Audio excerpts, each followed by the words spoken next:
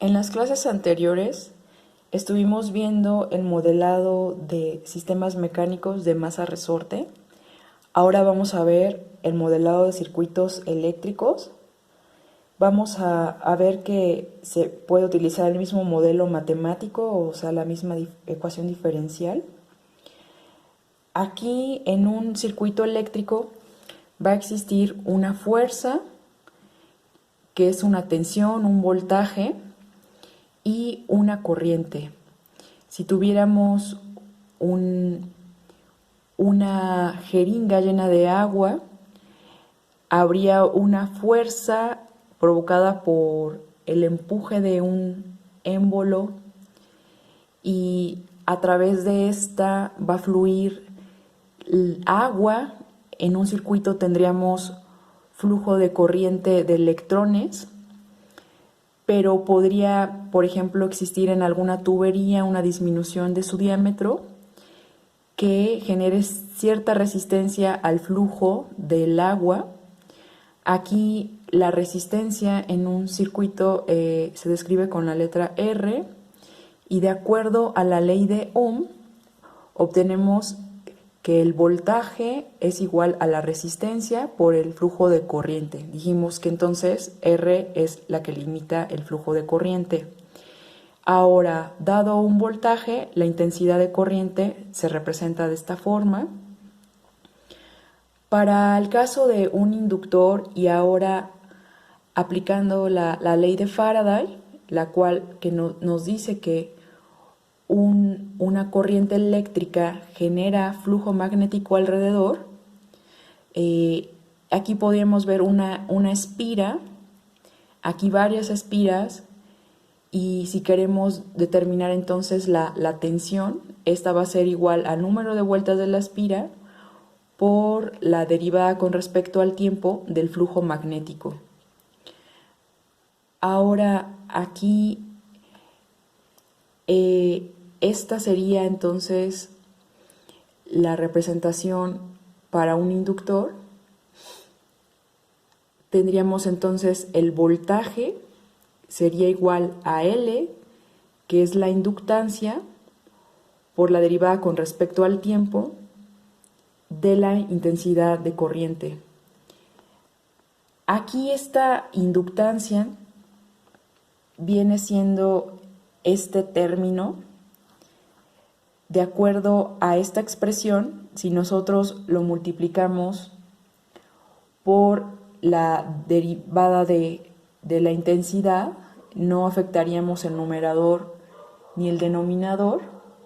Aquí podríamos intercambiar DI y entonces obtendríamos esta expresión, y todo este término corresponde entonces a la inductancia.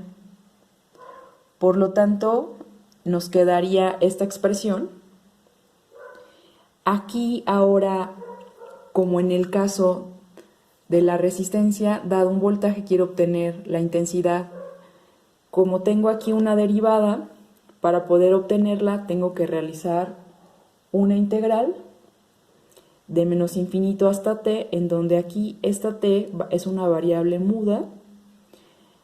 Aquí divido en 2 esta integral, y entonces el primer término que va de menos infinito a 0 y el otro que va de 0 hasta t. Aquí esta primera integral me representa la corriente inicial. Ahora, pasando a lo que es un capacitor. Un capacitor es el que me permite el almacenar cargas y tiene también una intensidad de corriente, un voltaje. Y ahora el nuevo término es la letra C, a la que le llamamos capacitancia, dada en farads. Tenemos que el voltaje es igual a 1 entre la capacitancia, y tenemos aquí la integral de menos infinito hasta t, la intensidad de corriente, y tenemos nuevamente aquí una variable muda. Ahora, dividimos esta integral entre 2 y la primera integral corresponde a la tensión inicial con la que está cargado el capacitor. Ahora, observando la resistencia, el capacitor y el inductor, podemos tener de aquí del lado izquierdo la tensión en función de la corriente y del lado derecho la corriente en función de la tensión. Y con todo esto podemos construir un circuito eléctrico. ¿Qué es un circuito eléctrico? Se define como un camino cerrado, de acuerdo a la ley de Kirchhoff de tensiones, es la suma de tensiones en un camino cerrado. La suma de tensiones en un camino cerrado es 0. Aquí, en esta ilustración, tenemos la resistencia, el inductor, el capacitor. Aquí existe un flujo de corriente y aquí tenemos un voltaje generado. Por lo tanto, la suma de todo esto es igual a la fuente, la resistencia, el inductor, el capacitor, ¿verdad?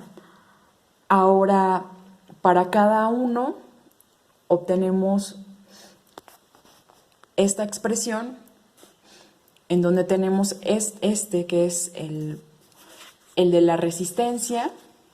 Aquí tenemos el término que corresponde al inductor y el término del capacitor igual al voltaje generado o la fuente de tensión. Ahora lo que vamos a hacer en esta expresión es derivar una vez con respecto al tiempo cada una. Obtenemos esto y luego aquí observamos esta expresión que podemos ver que es similar al modelo mecánico. Podemos observar aquí que en el caso del modelo mecánico teníamos nosotros el sistema masa-resorte, teníamos la constante de amortiguamiento, la constante de fricción, que la habíamos representado con la letra D, y teníamos aquí esta expresión para el modelo mecánico. Entonces, para el caso del modelo eléctrico, tendríamos inductancia, resistencia, capacitancia y análogamente entonces observamos que L, que es la inductancia, es análogo a la masa del resorte, aquí. Que R es análoga a la constante de amortiguamiento y el recíproco de la capacitancia es análogo a la constante del resorte K. Y entonces vemos que hay elementos inerciales como la inductancia y la capacitancia y el recíproco de la capacitancia, y tenemos elementos disipativos como un elemento disipativo que es la resistencia, y entonces esta es la analogía electromagnética de un ejemplo de un sistema mecánico y de un circuito eléctrico. Continuando con el modelado de circuitos eléctricos, muchos circuitos de interés práctico incluyen la mayoría de los sistemas de distribución de energía eléctrica y muchos equipos electrónicos. Estos van a utilizar corriente alterna, en la cual voltajes y corrientes varían con el tiempo de forma sinusoidal. Entonces, en un tipo de generador de tensión tendremos aquí una diferencia de potencial instantánea, una diferencia de potencial máxima o amplitud de voltaje y una frecuencia angular que es igual a 2πf, y también podríamos tener un ángulo de fase. En el caso de un generador de corriente tendríamos a la amplitud como I subíndice 0 y de igual manera una frecuencia y una fase. Todo eso pues es importante en la tecnología y en la industria. Existen entonces circuitos que contienen resistencia, inductancia y capacitancia como el RLC, y esta es la ecuación que describe este tipo de circuitos. En el caso de no tener resistor tenemos solamente el LC. Vimos que para poder obtener los valores de la amplitud y el ángulo de desfase, y comenzando con el circuito RLC, tenemos que proponer entonces una solución particular sinusoidal del tipo A coseno de omega t más B seno de omega t. Acá entonces lo que hacemos es derivar una vez, derivar dos veces para poder sustituir. Aquí sustituyendo y posteriormente reagrupando todos los términos e igualando a E subíndice 0, que sería lo equivalente al voltaje. Aquí lo que vemos es que este término lo igualamos a E subíndice 0 omega, y acá vemos que no hay, por lo tanto, no hay algo equivalente a este término, por lo tanto es 0. Aquí también vemos que ya vamos a reagrupar los coeficientes. Aquí podríamos reagrupar este término A por 1 entre C menos L por omega al cuadrado, y aquí sería entonces 1 entre C menos L por omega al cuadrado. Entonces reagruparía esto para acá, y el siguiente paso es obtener el valor de los coeficientes. Establecemos el determinante delta, como lo hicimos en el caso mecánico para el resorte y la masa. Determinamos entonces a delta A haciendo la división. Posteriormente determinamos a delta B, y entonces ya con esto podríamos obtener el valor de los coeficientes. Esta expresión puede también representarse como C por coseno de omega t más el ángulo de desfase. Esta C entonces corresponde a la corriente, a la amplitud de la corriente, y dijimos que se determina como la raíz cuadrada de A al cuadrado más B al cuadrado. Entonces aquí sustituimos el valor de A y B en esta expresión para poder obtener el valor de C. Acá entonces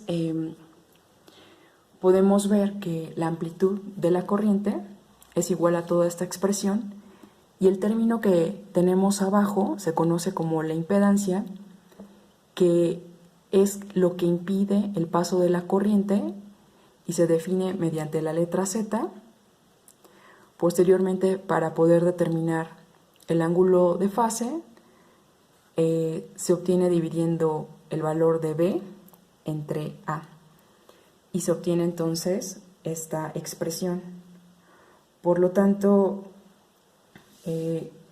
con estas expresiones podemos determinar los coeficientes para un sistema RLC, pero en caso de no tener el resistor, simplemente lo que haríamos sería cancelar el amortiguamiento, y con eso entonces podríamos ya obtener la solución particular de esa expresión, porque ya tendríamos entonces los valores de los coeficientes.